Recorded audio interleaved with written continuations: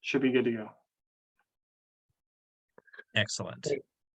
Hopefully Yeah. I hear and see my screen. As you'll see, my camera seems to short out every few minutes, but hopefully my screen won't. So shall I proceed, Winston? Yeah, I think perhaps I'll call it to order and we'll approve the minutes from the last meeting, and then you'll take it away. So in case I've forgotten how to call it to order, I think we have quorum and I can just call it to order. All right. Thanks, everyone. Do I have a motion to approve last month's minutes?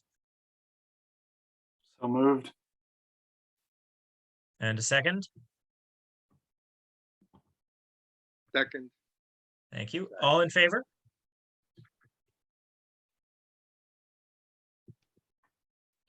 All right. I think that carries. And we'll move on to item 2 on the agenda, which is a little presentation from Portland Trails. Take it away, James. Thank you. And thanks for the invite, Winston, and good to see you all. I'm Jaime Parker. I work for Portland Trails, doing building trails, doing placemaking, active transportation, and it's been a little while since I've been to the Bike Ped committee, so I thought I would just kind of update. It seems like you guys have a lot going on, and we do as well at Portland Trails. So I just wanted to share some of what we're working on, and listen in and hear what you're working on. Answer some questions, and then see if there's some things we can work together on. So with that, I'll start sharing my screen, and you guys get a little sneak preview of the draft new Portland Trails map. Can everybody see that? Yes, I think so. Yes. Yep. This is a very drafty version of, we've been in our, as many of you know, we've been in our 4th edition map for, I don't know, 8 or 10 years now, and it's quite outdated. So this is a new version that we're working on. And so I was just going to use this to sort of navigate around and talk about some of the projects as we go. A brief history of Portland Trails, in case you're not familiar, but I think most, if not all of you, are. 30-year-old organization, nonprofit land trust, and started with a real focus on conservation and land acquisition, primarily for recreation. And over the years, I've been with the organization for I think 17 years now, approximately. And over the course of that time, the mission has evolved a bit, very much to include trails as transportation and part of the transportation network, and just creation, working to create a walkable city with partners, because that's how everything gets done. And we're a small nonprofit, but we've worked with many of you in various facets, and worked with the city, private landowners, businesses, and residents who provide easements to us, municipalities. I think I said that. So it's really the whole gamut of partnerships in the Portland area in order to try to create this network of trails, which we see, and I think you'll agree that they're essential to our health, economy, quality of life, equity, access, and resilience. It's a time of transition right now at Portland Trails. We're working with an interim executive director, Carol Woldrick, who many of you know, stepped down as the executive director just at the end of the last year. And so now we're working with Dana Totman, who's formerly with Avesta Housing, as our interim director for the next 4 to 6 months. And in addition to that, we're queued up and partway through a process of revisiting our strategic plan. So we're sort of in between strategic plans at the moment. And we've had a couple new hires over the last 2 years. We had a year-long intern working on signage and mapping, and so we're in the thick of upping our game a little bit on better signage, better maps on the ground, and we've sort of got a lot of beta testing happening out there. We're partway through that process. We've hired an inclusion coordinator for the next 18 months, who comes from a group called In Her Presence, primarily working with new Americans and mothers and families, children. And our focus area there will be primarily Riverton housing, but also there's going to be a lot of spillover into other neighborhoods after we start at Riverton. So I'll get into that a little bit more in a bit. And we have a fair number of big projects, one of our biggest trail expansion projects underway right now. So it's really a transitional, sort of exciting time at Portland Trails, I think. And it seems that that's the case in a lot of sectors. From a transportation perspective, it seems like there's more momentum at the city level, regional, state level right now than I've seen in some time, with Maine Department of Transportation hiring an active transportation coordinator and unveiling an active transportation plan. The GPCOG Vision Zero funding that was just announced, and the focus on safer streets. I think there's a lot more willingness at the municipal level. The city of Portland, with the current leadership, seems much more open to getting a little bit further ahead in transportation planning rather than sort of the previous administration. So, and examples of those types of projects that seem to be moving a little bit on a faster track are revisioning Franklin Street, which Portland Trails has, of course, been involved in. It's like many of you for got to be 20 years now, personally. But it's great to see some momentum right there right now. Obviously, Libbytown, Congress, and Park Avenue being considered for two-way. State and High, I hear some talk about being considered to go back to two-way, and projects like the Union Branch line. So it seems like there's a lot happening, and it seems like an exciting time. And I've been lurking a little bit on the Portland Bike Ped Advisory Committee. I know you guys are up to a lot of good stuff, and it seems like you're pretty active as well. So I thought I would just sort of start. Well, first I'll ask if there's any questions or any particular thing you guys want to hear about before I just sort of move geographically around the map. At some point, Jamie, could you speak to what you mean when you talk about active transportation? That's been Definitely a discussion amongst this group a little bit, and I'd be curious to hear what your take on it is. Yeah, thanks, Mike. I'll give the brief version now, and then maybe I can touch on some examples. But for us, I mean, it's a clunky term, right? But for us, it's basically anything that's not a single occupant vehicle. If you're taking transit, you're going to be a pedestrian or a bicyclist at some point on your journey. So that's active transportation. We used to say it's human powered, but I think there's wiggle room in that too. If you're in a mobility assist device that's not necessarily being powered by your arms or legs, I think that's active transportation, the way we see it.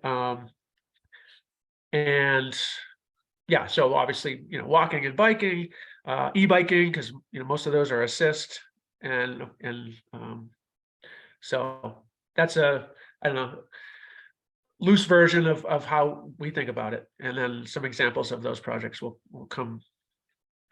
be forthcoming. So our Portland Trails office is down on Commercial Street, and we used to be the last building before Rufus Deering, and then now we're just another tall building in the middle of that great street wall that's been built along West Commercial. So, but we're just inside the Casco Bay Bridge, right at the bottom of Center Street. And so the closest trail to us is, I suppose, Harborview Park, which gets up to the west end. But just a little further down is the Emery Street right of way. And you may know that the J.B. Brown land was sold, and a vet's hospital and large parking garage was built right here. We've just literally today gotten the easement delivered for this bottom section of trail that will allow us to connect Emery and Salem streets. So that's and we have some funding for that. So that's a project we'll be working on this summer. Very steep trail there, but it will be a good connection for many folks from the West End down to West Commercial. And feel free to, if you guys have specific questions as we go. So moving over to Libbytown, what's listed as number 25 here. We're hoping to continue to improve. We sort of took a couple years off on improving the Hobart Street Trail, but we want to step back in and upgrade that. It's a great alternate to the really sort of worst section of Outer Congress Street. If you're coming from the west, you could potentially jump onto Hobart Street and come in through the transportation center on the trail system. And then, link in either to, Park Ave and the Union Branch Line area or West Commercial. So we'll be looking at just widening, hardening, and working on some of the grade issues there on that section of trail. Jamie, Yep. Zach, Hey, Zach. that sort of trail from the transportation center kind of, on the, I guess, south side of Congress Street. Yep. In the past, I've noticed I can almost get to Westgate Plaza from there, but Yeah. not quite. But it seems like you have it all. Let me say, I also have maps pulled up here. Maybe I have to move this little thing. There's that strange. So that the little neighborhood near Shaw's. You're Yeah, talking about this that area. Bandstand, yeah. Yeah, there's been some talk of proposed development on one of these streets, and we're looking for a way to get through. There's definitely some, as I recall, some private property issues. So I'm not sure about that.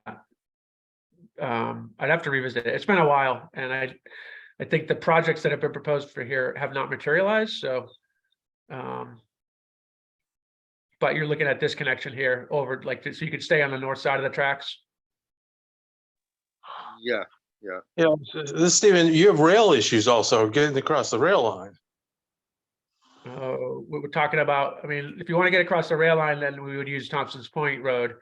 But I think what Zach's talking about is coming off Sewell Street and Yeah, there was some space, but I didn't realize. Okay, the trail forest. I'm sorry, the trail on the other side of the tracks has been continuous for a long time, and it's really nice. Yeah, but it does need some improvement to be more, again, like for us to qualify this as an active transportation corridor, we would really want to upgrade it to what we've been just shorthand calling it a byway standard, which is basically 6 feet wide minimum, hardened surface with, and then, with at least some attempts to moderate the grades and or have resting areas for, for less mobile folks on various devices. So we would love to have this whole corridor, including this squirrely part here out on Thompson's Point itself, and then this whole section of what we're now calling Thompson's Point Trail, although it's labeled as Fall River Trail, all the way back to Congress. And there's been a call for a crosswalk here and a plan, but it's been opposed, and there's no momentum there that I'm aware of. If there was a crosswalk, then you could come down onto Frost Street corridor and get, avoid yet another section of Congress. So that's not really on the plan for this year, but all right.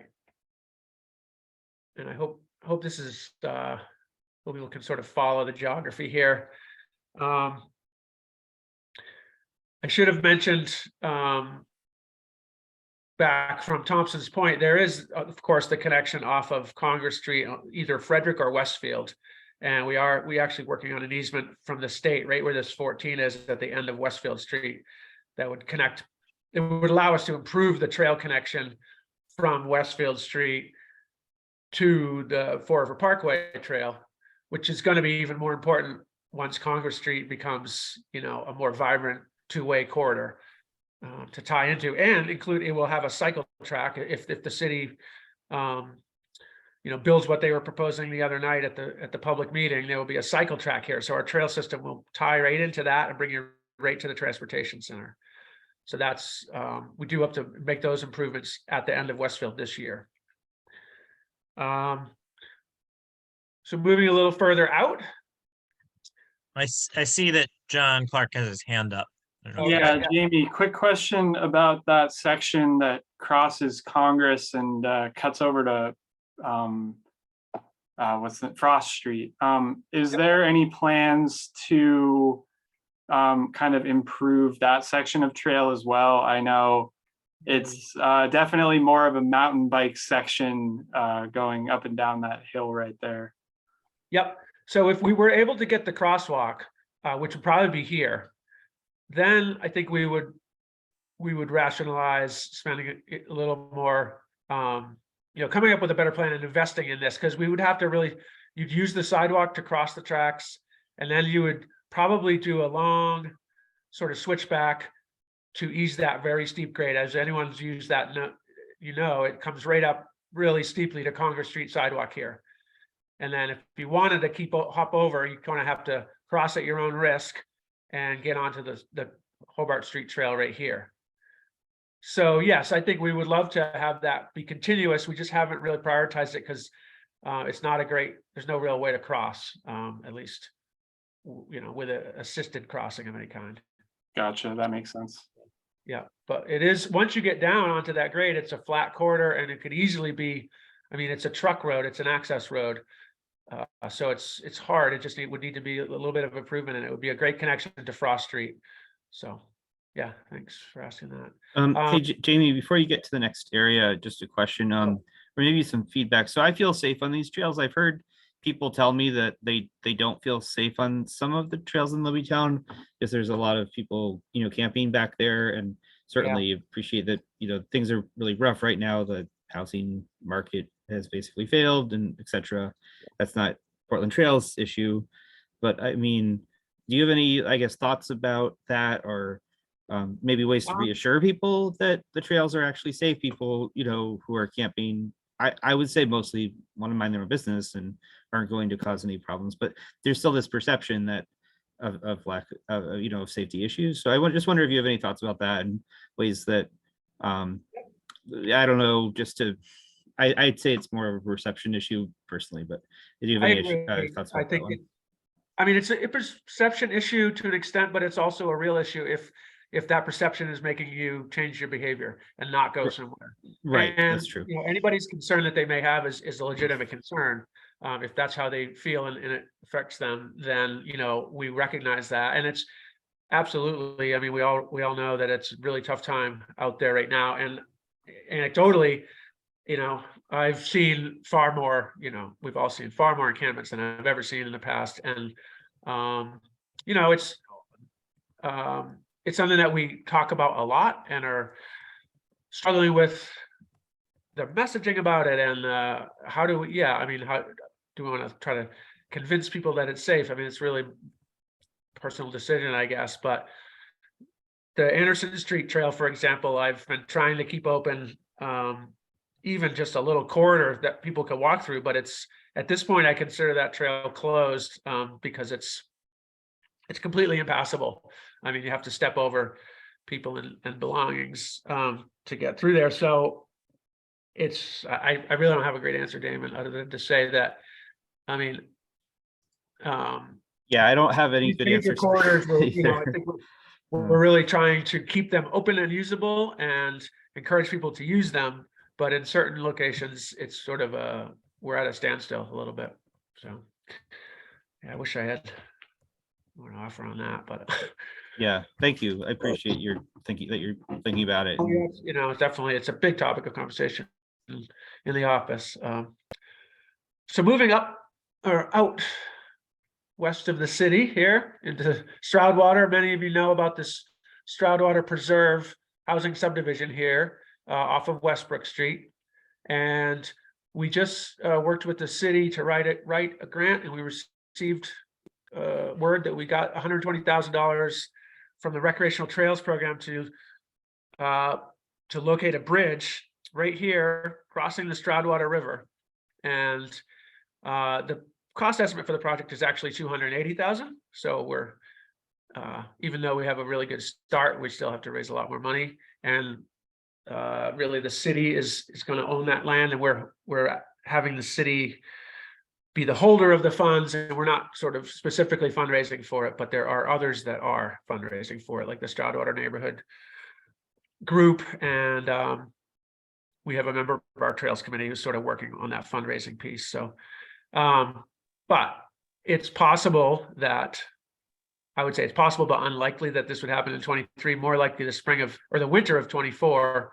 It's actually a good winter project because we have to get the bridge, which is sitting up here in the fields. We actually own it already, get it down to the river ideally on frozen ground, and place it, build abutments, which we've got a concept design for already in hand.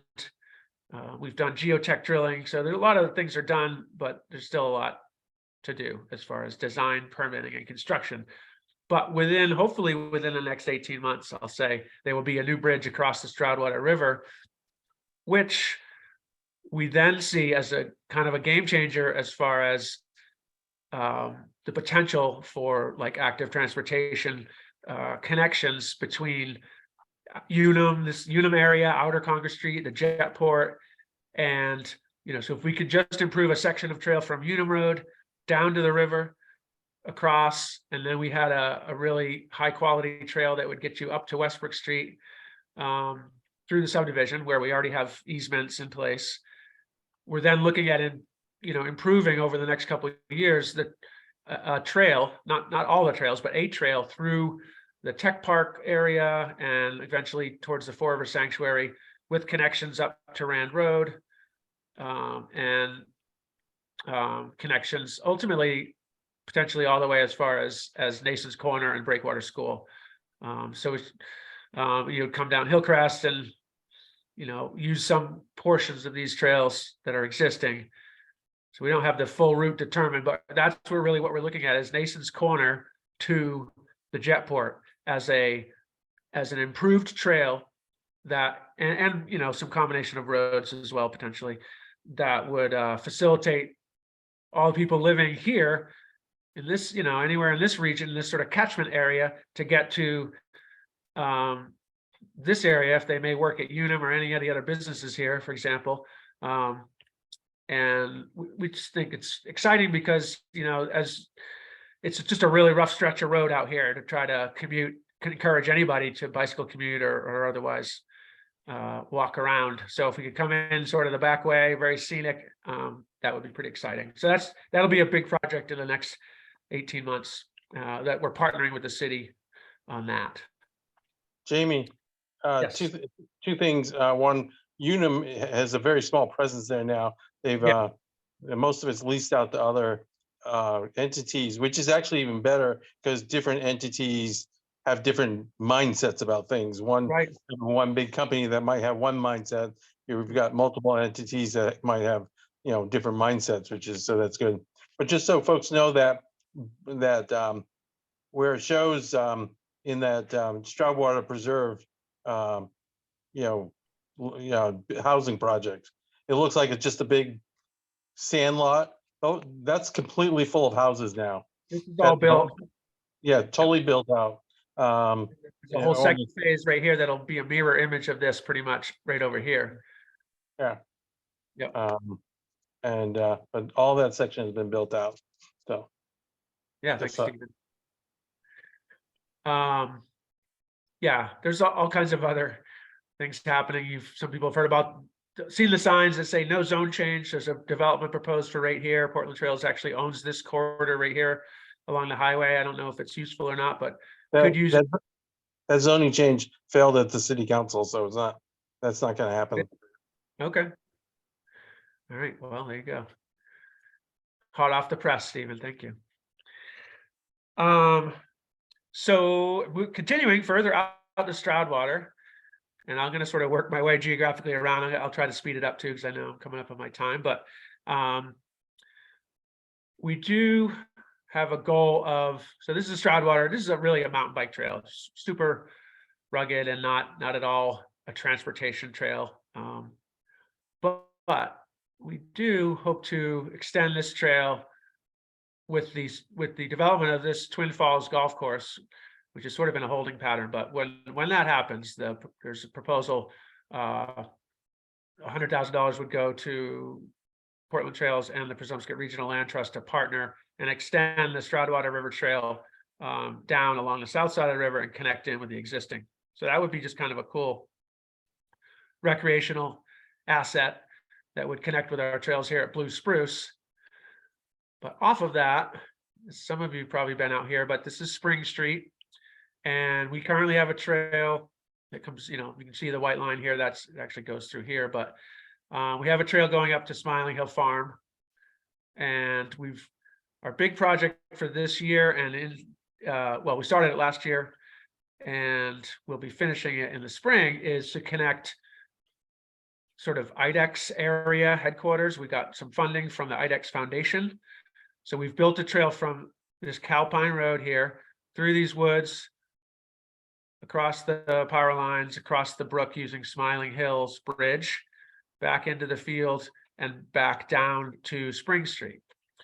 And that is a byway level trail, 6 feet wide, hardened with, amenities, benches, maps, and that type of thing. The idea was to connect, the IDEX area to actually have a satellite lab down here, but also to potentially connect to a future trail system in Sable Oaks, which would get you down to the main mall using, so they, when this gets developed, there'll be a lot of open space funding and trail networks within this.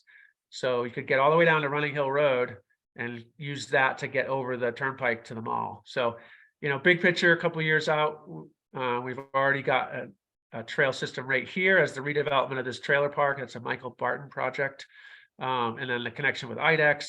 So there's potential to have this, be a continuous route from sort of IDEX. And then IDEX is already reaching out to us about phase 2 for this project. So we're looking at phase 2 heading in the other direction from their campus through this land to the river again, then use Saco Street to cross the river. We have an existing trail network on the north side of the Stroudwater River here, which is really nice and scenic. And again, not particularly transportational yet, but has, stringing these things together.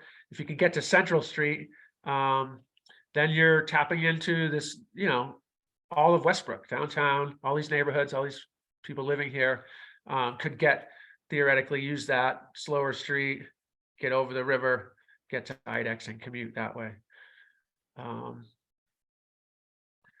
So kind of sliding back into town, this is where we meet up with the Presumpscot Regional Land Trust, like our sister organization. They tend to do things north of Presumpscot, and we've been working a lot south of the Presumpscot, and then kind of partnering where we meet in the middle. So it was a little scuttlebutt the other day, and it's been ongoing about the Westbrook housing property, which they own this off of at the junction of Larrabee Road and Westbrook Arterial. And then that would have the potential to have a, whether it's sidewalk, trail, road, whatever, connection up to Stroudwater Street. We have an existing trail that starts at the middle school, goes through the woods, goes through these cul-de-sacs, goes to the high school, actually goes behind Hannaford's and all the way into town this way. So there's this spine trail that already exists, and this has the potential to tie into it. And that's great. But even more importantly, I think, is, this Rock Row development. We've been working with them for years. We still haven't had anything built on the ground as far as trail connections, but they've spent a lot of money envisioning all these potential trail connections. The problem is, of course, there's all these roads, major roads, arterial roads and highways And the position of the city of Westbrook right now seems to be that there's no rationale for pedestrians to be anywhere near these roads. So we had a proposal to connect this Forest Street neighborhood, again, right into downtown Westbrook here, along the edge of the arterial and right to Rock Row, crossing right here. That was a firm denial so far in these exploratory conversations. As you heard on the, if you were watching the listserv the other day, there's also an article where this, proposal of housing here was presented, and then some response from city leadership that said they don't support that, and they don't support pedestrian activity down here. And I heard that, they're talking about a tunnel or a bridge. So sort of I guess a position that, you can't coexist with this road, even though Rock Row has plans to develop theoretically 1,000 units of housing here. So there's a little bit of a roadblock, pun intended, I guess, with Rock Row and how it's going to integrate with downtown Westbrook. So that's something we're working on. It's sort of a planning project that we're just trying to nudge in a positive direction. I don't know that, what's going to come of it, but I know some folks here are paying attention. Yeah. Do you have something to add, John Brooking? Yes, I do. Thank you. Westbrook now has an active transportation committee. I am a part of it. And one of the leaders is Paul Drynan. Some of you might know him. And we were just talking about this last week. He's that committee is very interested in making this connection with Rock Row and supporting that, and trying to, talk with the local leaders who might be opposed to it, and get them to, change their position or work with us. So there's a possible collaboration, network connection there. Yeah.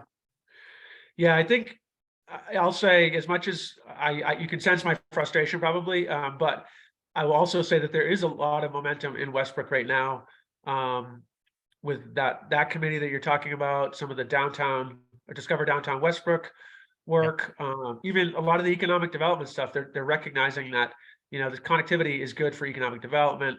So it seems like there's definitely some political hurdles, but there's also a lot of momentum, and people are paying attention and thinking about it. So hopefully we'll find some ways to be constructive out there. Other members of that committee are Carrie Tyson, who I think works for a Portland organization, and Matt Sulam, formerly of the Bicycle Coalition. Thanks, John. Okay. So sliding to the north, I'm just going to touch on a couple different projects. We are looking at an accessible loop. One of the other aspects of our focus areas for us these days is, a little bit more accessible, recreational trails, really, like a scenic loop through these evergreen woods. And so that would really, you'd be able to park at the pond, use the dirt road here, following Capissic, you end up at Capissic Brook and CMP corridor, and then it follows around our existing trail with a connection out here to Woodvale Street, and then it would circle back. And this is a section that we would be improving. This one needs the most work right here, this little section, which we have been working on for years, and it's getting closer. So we think this summer, with a little help from the city, we'll be able to actually sort of advertise that this is an accessible trail that somebody in a wheelchair, given the right conditions, could use to access this really nice scenic area. So the other place we're thinking about accessibility is out to Jewel Falls, so that somebody could use a wheelchair or other device to get to Jewel Falls, which seems like a really nice destination. Where's Jewel Falls? Jewel Falls is in the Four River Sanctuary. It is off of Nason's Corner. Sorry, I lost my.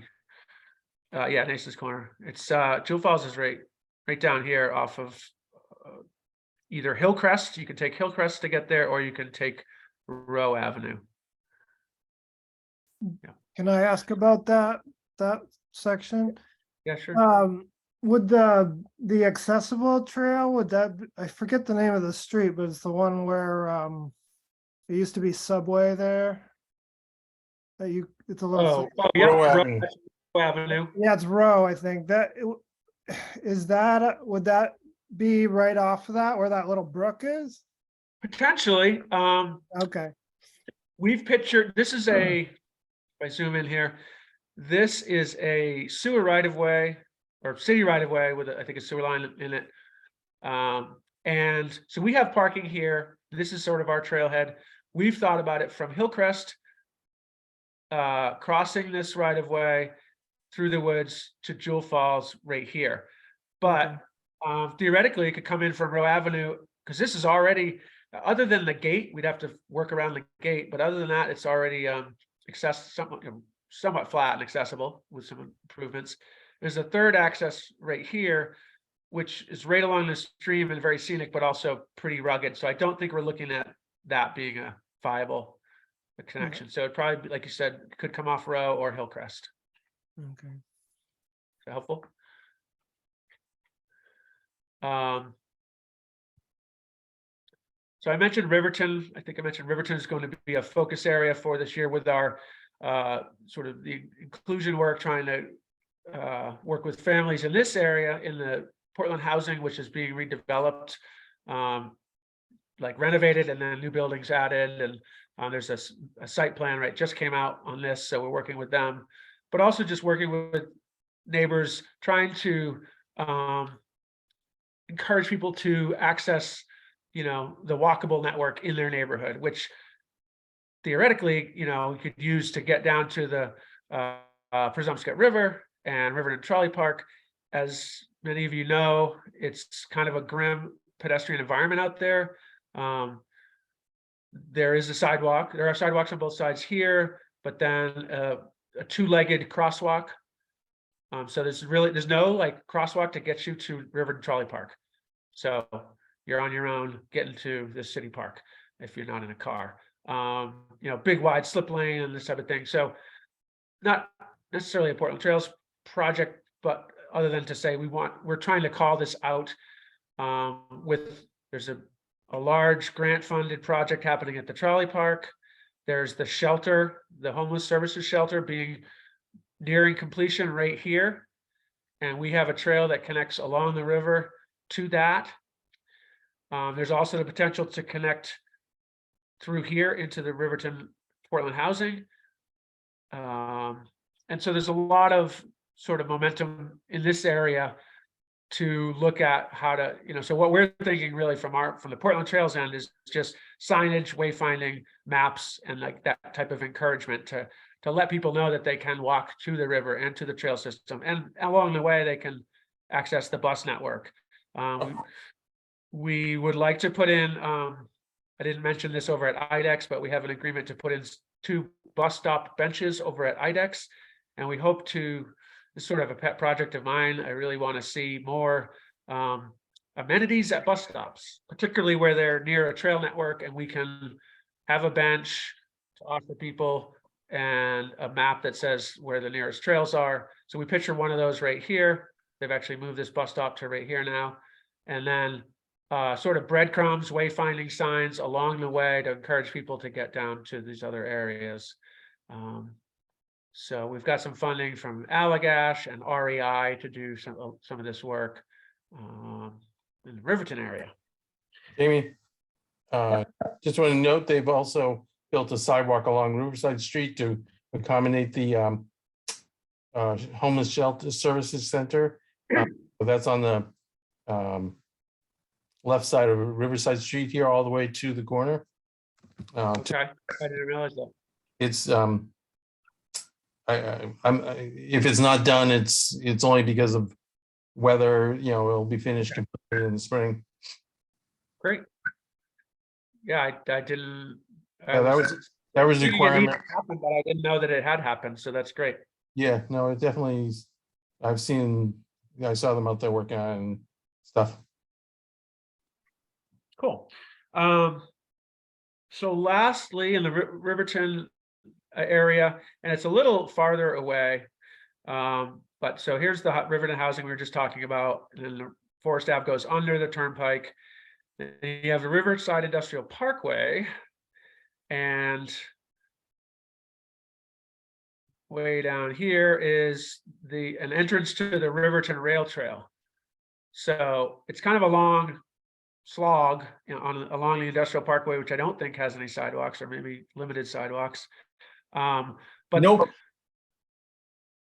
then when you get to this section of trail is kind of narrow and rough, and we'd like to improve it. But once you're here, this is the old Portland Lewiston interurban rail line, and it's wide, flat, and pretty well hardened. So this section would make a great byway with this, you know, high density of housing here that leads directly into Morrill's Corner. You do have to come out onto Broadway, but it's a carriage lane. It's very, you know, low speed, low volume street, very easy to walk right down the middle of the street most of the time. And then we have, you know, an easement here and a connection to through here. We have a little bridge to Goodridge Avenue, and Goodridge brings you right to the subway here and Morrill's Corner. So we're looking at that as a potential byway. We don't have any funding in hand for it, but this year is going to be sort of a exploratory and seeing if we can partner with the city on it. Maybe even get it in the CIP list for future years. So we just see potential there for that to be, you know, again, an alternate to Forest Ave for folks that live out this way. And that would tie into the North Steering Neighborhood Byway, which is the last thing I'll talk about. Well, last trail I'll talk about. I have one more project for you. North Steering Neighborhood Byway is a partnership with the city. Sorry, I'm panning out here. That starts really at Summit Street and, like, say, the Oat Nuts Trail, comes down through the Lyseth School, Lyman Moore School, crosses over to Washington Ave Extension, uses Skylock Road to get to Paths, comes through to the back of the Casco Bay High School and Paths, out to Ruby. There's an easement here, or Plymouth Street, to Ruby. Sorry. And across Allen to the University Park area. And then we've just completed last year a section of byway, hardened, improved trail through here and out to Canco Road, and which would allow you to hit Murray Street and get down to Payson Park and the Back Cove. So that's the North Steering Neighborhood Byway. And we hope to, there's a couple more sections of that to work on this year. And then we're working with Bruce Hyman on that. And we have a goal to have the thing completed by the end of the year with signage from end to end. So there's a few steps along the way there, but so covered a lot of ground there. Any questions so far? Oops.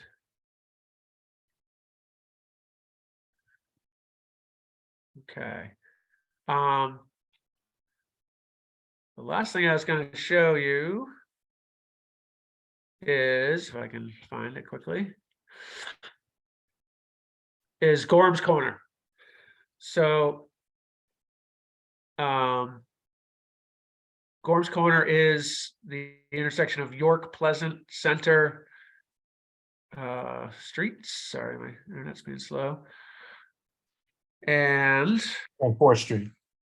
And 4th Street, thank you, Stephen. Yep. And we have a concept plan.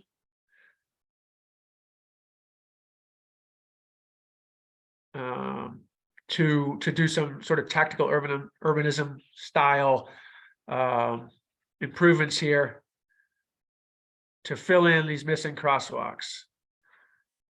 And I can enlarge this. Here we go. So here's 4th Street, Pleasant, York, and Center. These two crosswalks do not exist. There are no tip downs, no access. So anybody coming down Center Street just sort of has this vast expanse of asphalt to deal with. or they do a multi-part crossing. You have the John Ford statue here, and then this Portland history table here. Two sort of public art pieces that would be highlighted by the project. But more importantly, we would neck this down, have seating and planters, probably plastic bollards. We propose turning the whole intersection to just a blinking red all-way stop, and reducing lanes to single lane access, single lane into the intersection, which would allow for like 8 or 10 additional parking spaces to be opened up. You see those here, and then here along 4th Street. And then we would do, accessible tip downs, ramps here to get people from Center Street through the intersection. So we tried to do this 8 years ago or so. It was pretty quickly shot down by the city manager at the time. We had council support, we had DPW support, and it went nowhere. So we're going to give it another go, and we're working with Portland Downtown. We're the two sponsors of this, and of course, Bicycle Coalition of Maine and some engineering firms as well. So, and that would be Tool, John and Tom, who were formerly with Ransom, who did the original sketch. So that's an exciting sort of placemaking streetscape project that we hope to actually get underway in spring, in time for the Janes Walk on May 7th. So be here before we know it. So give you a little sneak preview of that one too. And with that, I'm gonna stop sharing. And I think I've used up my time and maybe a little extra, but Only a minute extra. That was very good, Jamie. oh, good. Um, Any other questions? Happy to entertain. Liz. Hey, Jamie, I have a question. Through my involvement with this project, with the cooperative project in North Darien, it made me wonder if anyone's not mapping not just the trail connections, but the actual green space that remains kind of in the city with an eye to conservation. And if not, I really think we should do it. But I was just wondering who, if anyone, is kind of doing that from like an ecosystem and ecosystem, like wildlife habitat perspective, that sort of thing. Yeah, wildlife corridors, and it's a really good question, Liz. And we did some conservation planning for our larger parcels in 2020. So we have, but again, it's sort of spotty. I can't say that I know anybody doing a, whether it's municipal or regional assessment of like corridors. I mean, we're thinking about it from a transportation perspective, but yeah, and conservation is a little bit for us. It's more property focused, specific property. Got it. Yeah. Who do you think would be the best entity to think about that? Do you think like the Parks Commission or an office of the city? Because I feel like it's really important. Like, I mean, it's stressful to realize, both with our project and other projects, that it's like nobody thinks about it until it's going to go away, and then it's usually too late. The land bank is, I would say, definitely a good one of the entities that might consider it, because they're always looking at, they're looking at city-owned parcels. I think they also may look at some private parcels for acquisition. Actually, I know they do. So they have a decent sense of the geography. Again, I don't know that it's a habitat specific methodology that they use to choose. They do have a whole system of prioritizing. And I'm sure some of it probably has to do with size and habitat value, but also there are other factors. So they might be a good place to start. We would certainly want to weigh in on, where our system overlaps, because we do own several large, chunks of land, and we'd want to weigh in on that. But it's a great question. If you know of anybody that's, if you make any progress with it, keep us in mind. I just found the website, so I put it there for everybody to see, and I'll drop an email to Ethan Hipple, who is one of the, he's listed as the staff person. It says Michael Goldman, corporate counsel. Ethan Hibble, and then Doug Ron Karate, which is a stormwater program coordinator, which is interesting. Yeah, Doug is actually quite well versed in those issues as well, obviously from a stormwater perspective, but he's a pretty just knowledgeable guy generally about the ecosystems in the area. So, And they have a like a 2022 report, annual report, so that's probably worth looking at. I'll just put it in the chat too, but I'll look at it and then find out, because yeah, it's stressful to think that he's tracking that, you know, and that it might just keep on getting eaten away. Thank you. Jamie, regarding the Gorham's Corner, two things. One has the turning radius has been evaluated by every source, because I don't know if you're aware of Andrew's Corner, the turning radius became a problem for the buses, and nobody thought, you know, basically because the bus system was going to completely change the system, so they didn't really look at it carefully. we did look at the bus routes specifically, and they kind of traveled linearly through the corridor. There's no major big turns there. We also, I mean, we did have engineers look at the templates for turning, you know, vehicles. So it should, we did at least think about the bus network, and we didn't see any conflict there. And then the turning template seemed to work for other vehicles. So I think we should be good. You're muted. Sorry. Separately, there was a plan to modify the street, Danforth Street, where it comes in to York Street, that was partially completed, and then the rest of it was abandoned. Was that looked at as part of this project?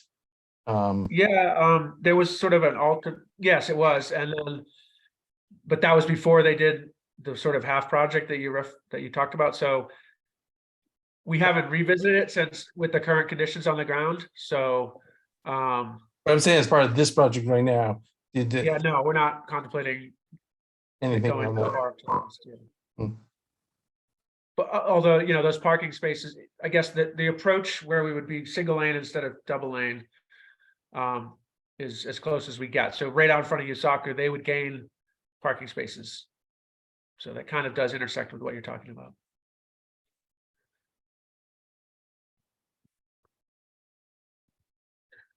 Well, Portland Trails is, you know, we're always here if anyone wants to reach out, and I know probably cross paths with many of you on some of these projects. So, yeah, happy to answer any other questions now or in the future, but feel free to reach out to me anytime.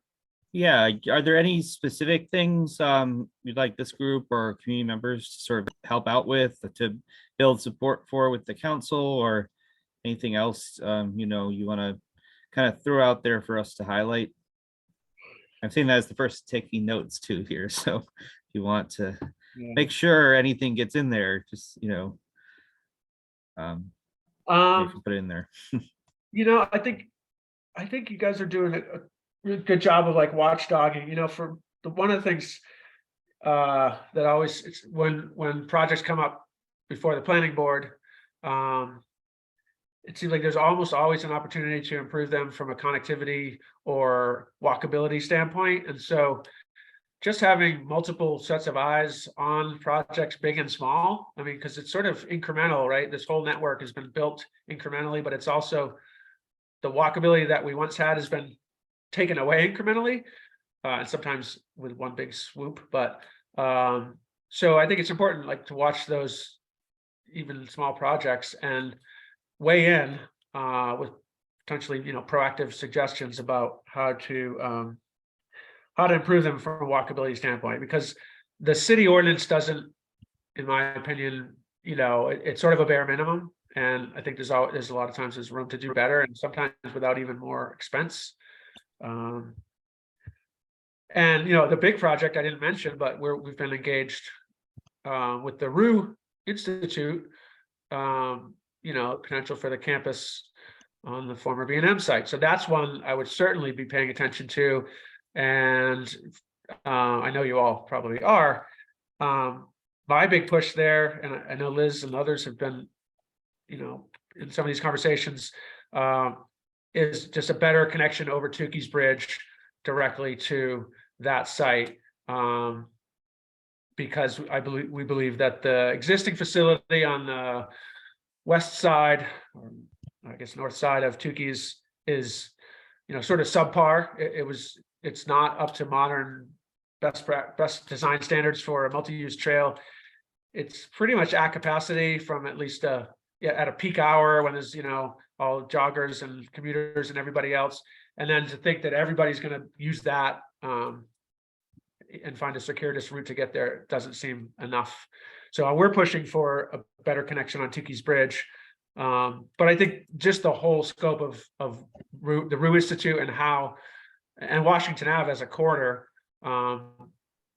There was just a newly formed Friends of Allen's Corner group. So that got me thinking about, like, if you come from in town and you think about crossing Tukey's, and then you think about that Veranda Street intersection, which is pretty nasty. And then Luntz Corner, which is Ocean and Washington, is nothing special. And I mean, it just has potential. It's just a traffic intersection with no real, amenities. And on out all the way out to Allen's Corner. There seems to be, like, maybe there's an opportunity to think about that whole corridor and how we could do our intersections a lot better. So they're places instead of just traffic management systems. Has there been any movement on that section between Howie's and the Rue Institute? Or, Well, they just, as you know, got their zoning change approval, so that they'll be going into the meat and potatoes of it, I guess, of the design for, those types of connections. So I don't know. I don't have any more information about it other than, DOT at one point has floated an off ramp off of Tukey's, which would preclude that connection that you're talking about to Howie's. So I think